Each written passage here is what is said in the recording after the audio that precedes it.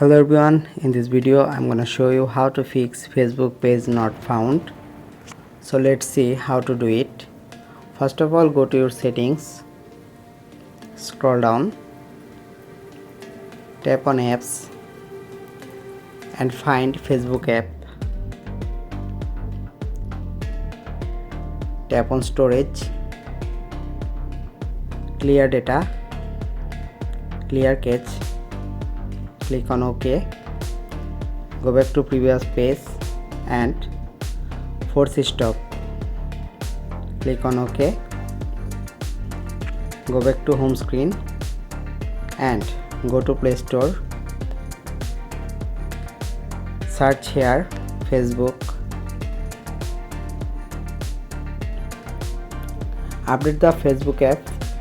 If it's available for updates, then open your Facebook app. And I hope by this process you can easily solve your problem. Thanks for watching. Stay connected for more updates.